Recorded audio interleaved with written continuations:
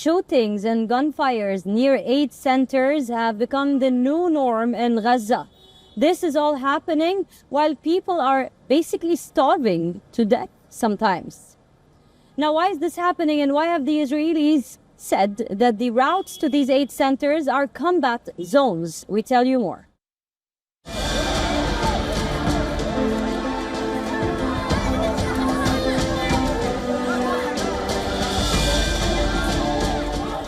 Gazans are starving. There's almost no food. The aid centers are deserted.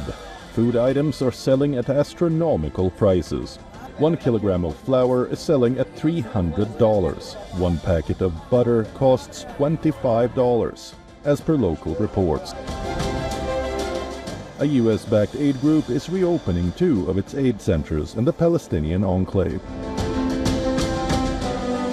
The Gaza Humanitarian Foundation says it is coordinating with the Israeli military for better coordination of aid distribution.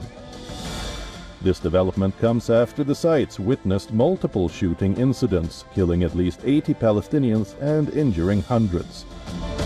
According to the Hamas-run Civil Defense Agency, the first incident took place early on Sunday morning when 31 Palestinians were killed by Israeli fire. Another 3 people were killed by gunfire on Monday morning, according to the International Committee of the Red Cross. We only wanted to feed our children. They're the ones who need food, not us. We're used to going without, like during Ramadan. That's why we rushed to the aid distribution site. They tempted people with promises of help, but in the end, they opened fire. Why? What did we do to deserve this? Again on Tuesday, 27 Palestinians lost their lives.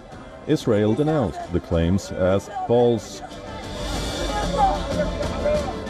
Reports claiming it only fired at suspects who drifted away from the designated route.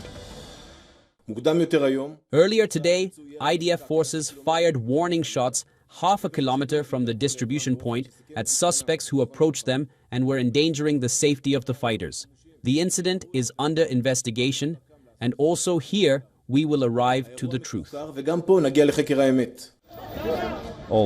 reportedly placed near an aid distribution center in the southwest of Gaza in the Tal al-Sultan area. The facilities are part of a new US-backed aid system widely condemned by humanitarian groups, aiming to bypass the UN, which Israel has accused of failing to prevent Hamas diverting aid to its fighters. But the UN and aid groups deny there is a significant diversion of aid to militants, and say the new system, which they have rejected, allows Israel to use food as a weapon and violates humanitarian principles and won't be effective. OCHA stresses once again that after 80 full days of blockade on the entry of aid and any other supplies, people in Gaza are starving. This demands the urgent opening of all crossings and allowed unimpeded access for humanitarian organizations to deliver aid at scale through multiple routes and to all areas where people require assistance. Our partners tell us that more than 90% of families in Gaza lack the cash needed to buy what little food remains available in the markets. Israel has now banned Palestinians to travel on the roads leading to aid centers. Gazans now ask, is that practically possible? Thousands of Palestinians walk to the sites early each morning in search of a handful of food. The scenes are desperate.